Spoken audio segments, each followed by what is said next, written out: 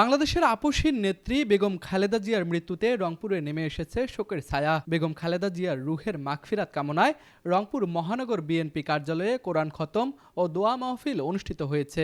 রংপুর জেলা ও মহানগর বিএনপির নেতৃবৃন্দ কেন্দ্রীয় কর্মসূচির অংশ হিসেবে ধারণ করছেন কালো ব্যাজ। বেগম খালেদা জিয়ার মৃত্যুতে যে ক্ষতি হলো তা অপূরণীয় বলে মন্তব্য করেছেন তারা।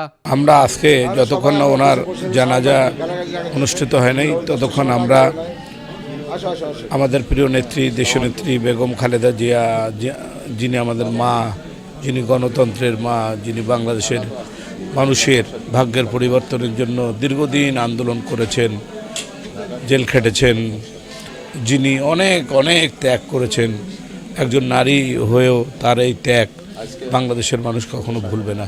তা আমি মনে করি আজকে আমরা ওনার জন্য শুধু আল্লাহর কাছে, মহান আল্লাহর কাছে দোয়া করব, আল্লাহ যেন ওনাকে বেহেশতবাসী করেন এবং আল্লাহ যেন ওনার সকল কোনো ভুল ত্রুটি থাকলে সকল কিছু মাফ করে দিয়ে আমাদের দেশের মানুষের সকল মানুষের দোয়া ওনার আছে, ওনাকে যেন বেহেশতে রাখেন।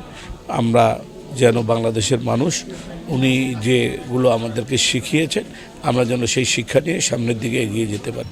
দেশনেত্রী বেগম খালেদা জিয়ার মৃত্যু মানে একটি আপসহীন নক্ষত্রের বিদায় হলো। আমাদের এই প্রিয় নেত্রী, আপনারা দেখেছেন যে সেই স্বৈরাচার এরশাদ বিরোধী আন্দোলনের দীর্ঘ 9 বছর রাজপথে থেকে আপসহীনভাবে নেতৃত্ব দিয়েছেন, কারা অন্তরীণ হয়েছেন। তিনি এদেশের স্বাধীনতা, সার্বভৌমত্ব, গণতন্ত্রের জন্য এবং এদেশের মানুষের জন্য তিনি তার জীবনকে উৎসর্গ করে দিয়েছেন সারাটি সময় ধরে। এবং আজকে রংপুর মহানগরীতে যেন একটি শোকের নগরীতে পরিণত হয়েছে।